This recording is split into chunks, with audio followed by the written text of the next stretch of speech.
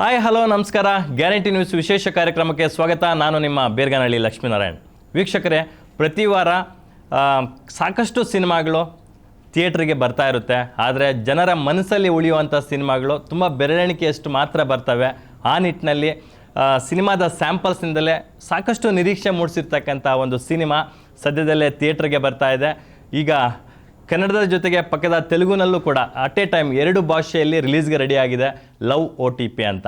ಈಗಾಗಲೇ ಟ್ರೈಲರು ಮತ್ತು ಒಂದು ಸಾಂಗ್ನಿಂದ ಮತ್ತು ಅದರ ಮೇಕಿಂಗ್ ಝಲಕಗಳಿಂದ ಕನ್ನಡ ಸಿನಿಪ್ರಿಯರ ನಾಡಿ ಮಿಡಿತವನ್ನು ಹೆಚ್ಚಿಸಿರ್ತಕ್ಕಂಥ ಸಿನಿಮಾ ಅದು. ಈ ಸಿನಿಮಾದ ಬಗ್ಗೆ ನನಗೆ ಸ್ಪೆಷಲಿ ಸ್ವಲ್ಪ ಜಾಸ್ತಿ ಕನೆಕ್ಷನ್ ಇದೆ. ಸಿನಿಮಾದ ನಾಯಕ ನಟ ನನ್ನ ಆತ್ಮೀಯ ಗೆಳೆಯ ಅನೀಶ್ ತೇಜೇಶ್ವರು. ಅನೀಶ್ ತೇಜೇಶ್ವರನ್ನು ನಾನು ಇಂಡಸ್ಟ್ರಿಗೆ ಬಂದ ದಿನಗಳಿಂದ ನೋಡ್ತಾ ಇದ್ದೀನಿ. ತುಂಬ ನಿಷ್ಠಾವಂತ, ಪ್ರಾಮಾಣಿಕವಾಗಿ ಈ ಸಿನಿಮಾ ಎಲ್ಲ ಇನ್ನೊಂದು ಸಿನಿಮಾ ಕ್ಲಿಕ್ ಆಗೇ ಆಗುತ್ತೆ ಅಂತಕ್ಕಂತಹ ಪ್ರಾಮಾಣಿಕ ಪ್ರಯತ್ನಗಳನ್ನು ಯಾವತ್ತೂ ಅವರು ಇದು ಮಾಡಿದಿರ ಕನ್ಸ್ಟ್ರಕ್ಟಿವ್ ಮೈಂಡಲ್ಲಿ, ಪಾಸಿಟಿವ್ ಮೈಂಡಲ್ಲಿ ಅವತ್ತಿಂದ ಮಾಡ್ತಾ ಬರ್ತಾ ಇದ್ದಾರೆ. ಸಾಕಷ್ಟು ಸದಭಿರುಚಿಯ ಸಿನಿಮಾಗಳನ್ನು ಕೊಟ್ಟಿದ್ದಾರೆ. ಆ ಎಲ್ಲ ಸಿನಿಮಾಗಳಿಗಿಂತ ಇದು ಒಂದು ತೂಕ ಸ್ವಲ್ಪ ಜಾಸ್ತಿ ಅಂತ ಒಂದು ಭರವಸೆ ಕೊಟ್ಟಿದೆ ಸ್ಯಾಂಪಲ್ಸ್ ನೋಡ್ತಾ ಇದ್ದರೆ. ಇವತ್ತು ತಂಡ ನನ್ನ ಜೊತೆಗಿದೆ. ಅವ್ರನ್ನ ವೆಲ್ಕಮ್ ಮಾಡುವಂಥ ಸಮಯ. ಅನೀಶ್ ತೇಜೇಶ್ವರ್, ಕಾರ್ಯಕ್ರಮಕ್ಕೆ ಆತ್ಮೀಯ ಸ್ವಾಗತ. Thank you. ಹೇಗಿದ್ದೀರಾ? ಸೂಪರ್, ನೀವು ಹೇಗಿದ್ದೀರಾ? ಸೂಪರ್ ಗೆಳೆಯ. ಆಫ್ಟರ್ ಲಾಂಗ್ ಟೈಮ್ ಅರವಿಂದ್ ಸ್ವಾಮಿ ಆದಮೇಲೆ ಮತ್ತೆ ಸಿಗ್ತಾ ಇದ್ದೀವಿ. ಸೊ ಈ ಸಿನಿಮಾ ಅನೀಶ್ ಅವರಿಗೆ ಬರೀ ಆ್ಯಕ್ಟಿಂಗಲ್ಲಿ ಅಷ್ಟೇ ಅಲ್ಲ, ಈ ಸಿನಿಮಾದ ಮೂಲಕ ಮತ್ತೊಂದು ಮಹತ್ವದ ಹೆಜ್ಜೆ ಕೂಡ ಇಟ್ಟಿದ್ದಾರೆ. ಅದೇನು ಅಂತ ನೆಕ್ಸ್ಟ್ ಮಾತಾಡಿಸ್ತಾ ಹೋಗ್ತೀನಿ. ಅಫ್ಕೋರ್ಸ್ ಹೀರೋನ ಇಂಟ್ರಡ್ಯೂಸ್ ಮಾಡಿದ ನಂತರ ಹೀರೋಯಿನ್ನ ಇಂಟ್ರಡ್ಯೂಸ್ ಮಾಡಲೇಬೇಕು. ಈಗ ಸದ್ಯಕ್ಕೆ ಒಬ್ಬ ಹೀರೋಯಿನ್ ನಮ್ಮೊಟ್ಟಿಗಿದ್ದಾರೆ. ಗಂಡು ಮೆಟ್ಟಿದ ನಾಡು ಹುಬ್ಬಳ್ಳಿಯ ಹುಡುಗಿ ಜಾನ್ವಿಕಾ ಅವರು. ಜಾನ್ವಿಕಾ ಅವರೇ, ಕಾರ್ಯಕ್ರಮಕ್ಕೆ ಆತ್ಮೀಯ ಸ್ವಾಗತ. ಹೇಗಿದ್ದೀರಾ? ಚೆನ್ನಾಗಿದ್ದೀನಿ ಸರ್, ನೀವು ಹೇಗಿದ್ದೀರಾ? ಸೂಪರ್. ಪಕ್ಕದ ರಾಜ್ಯಗಳಿಗೆಲ್ಲ ಹೋಗಿ ಸಿಕ್ಕಾಪಟ್ಟೆ ಬ್ಯುಸಿ ಆಗಿಬಿಟ್ಟಿದ್ದೀರಾ. ತಮಿಳು, ಹಿಂದಿ ಎಲ್ಲ ಮಾಡ್ತಾ ಇದ್ದೀರಾ. ಅದ್ರ ಮಧ್ಯೆ ಕನ್ನಡ ಕೂಡ ಮರ್ತಿಲ್ಲ. ಖುಷಿ ವಿಚಾರ. ಕನ್ನಡ ಮರೆಯೋಕ್ಕಾಗತ್ತಾ? ಹೌದು, ಎಲ್ಲಾದರೂ ಇರು, ಎಂತಾದರೂ ಇರು, ಎಂದೆಂದಿಗೂ ನೀ ಕನ್ನಡವಾಗಿರು. ಅದನ್ನು ನಾವು ಯಾವತ್ತೂ ಮರಿಬಾರ್ದು. ವೀಕ್ಷಕರೇ, ಈ ಸಿನಿಮಾದ ಸ್ಪೆಷಲ್ ಅಟ್ರಾಕ್ಷನ್ನು ಮತ್ತೊಂದು ವಿಚಾರ ಏನಪ್ಪ ಅಂತಂದರೆ, ತೆಲುಗಿನಿಂದ ಒಬ್ಬ ದೊಡ್ಡ ಕಲಾವಿದ ನಮ್ಮ ಕನ್ನಡಕ್ಕೆ ಪಾದಾರ್ಪಣೆ ಮಾಡಿದ್ದಾರೆ. ಅವರು ನಟ ಜೂನಿಯರ್ NTR ಅವರ ತುಂಬ ಪರಮಾಪ್ತ ಗೆಳೆಯ. ಎಲ್ಲಕ್ಕಿಂತ ಹೆಚ್ಚಾಗಿ 100 ಸಿನಿಮಾಗಳಲ್ಲಿ ಅಭಿನಯಿಸಿರ್ತಕ್ಕಂಥ ಅತ್ಯದ್ಭುತ ಕಲಾವಿದ. ಅವರ ಮಗ ಕೂಡ hero.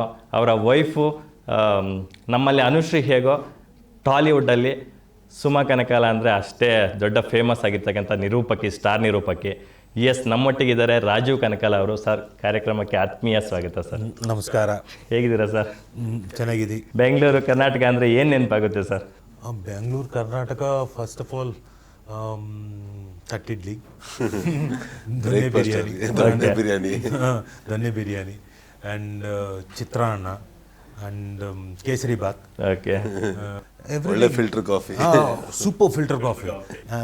Every time Anish gets me filter coffee from some place, that is mind blowing. So I like filter coffee, and lots food is beautiful. I basically I relish food, and tradition is there. Being a metropolitan city also, they are not leaving their tradition and their customs. So that is one great aspect I really loved about it. So Bangalore is cosmopolitan and very fast city, busy city, but they are very rooted. So that aspect I love that. And yesterday before I just made a reel. Okay. They were all wearing helmets. I liked and I loved it. So not only the rider, but the pilot seat rider also, he was wearing helmet. So I really loved it and I posted it. ಬಹುಶಃ ನೀವು ಅದು post ಮಾಡಿದ್ದೀರಾ, ಖುಷಿ ವಿಚಾರ. ಆದರೆ ತಮ್ಮ ರಕ್ಷಣೆಗೋಸ್ಕರ ಅವರು wear ಮಾಡಿರ್ತಕ್ಕಂಥದ್ದು ಹೌದು. ಆದರೆ ಎಲ್ಲಿ ಫೈನ್ ಬೀಳುತ್ತೋ ಅನ್ನೋ ಭಯದಿಂದ ಮಾಡಿರ್ತಾರೆ. ಅಲ್ಲಿ ಹೈದರಾಬಾದಲ್ಲಿ ಹೋದಾಗ ಓನ್ಲಿ ರೈಡರ್ ಆಗಬೇಕು, ಹಿಂದೆ ರೌಂಡ್ ಇಲ್ಲ.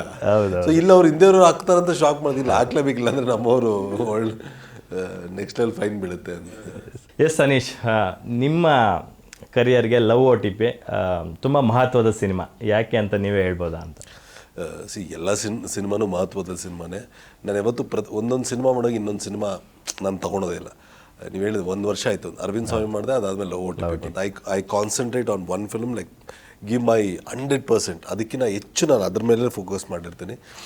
ನಾನು ಆ್ಯಕ್ಟ್ ಮಾಡ್ತಾಯಿದ್ರು ಅಷ್ಟೇ. ಈಗ ಡೈರೆಕ್ಷನ್ ಕ್ಯಾಪ್ ರಾಮಾರ್ಜುನ್ ಆದಮೇಲೆ ಮತ್ತೆ ಮಾಡ್ತಿರೋದ್ರಿಂದ ನಾನು I am very focused and particular. Interviews ಕೊಡ್ತಿರ್ತೀನಿ, ಮತ್ತೆ ಹೋಗ್ಬಿಟ್ಟು ಎಡಿಟ್ ಮಾಡ್ತೀನಿ, ಆ ಕಂಟೆಂಟ್ ಏನು ಮಜಾ ಕೊಡಬೇಕು ಆಡಿಯನ್ಸ್ಗೆ ಅನ್ನೋದು.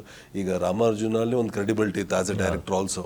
I entertain and people where ಅನೀಶ್ಗೆ ಬರುತ್ತೆ ಗುರು, ಈ ಕ್ರಾಫ್ಟ್ ಬರುತ್ತೆ ಗುರು ಅಂತ. ಒಂದು ಕೋವಿಡ್ ಆದಮೇಲೆ ಫಸ್ಟ್ ಹೌಸ್ಫುಲ್ಸ್ ನೋಡಿದ ಸಿನಿಮಾ ರಾಮಾರ್ಜುನ.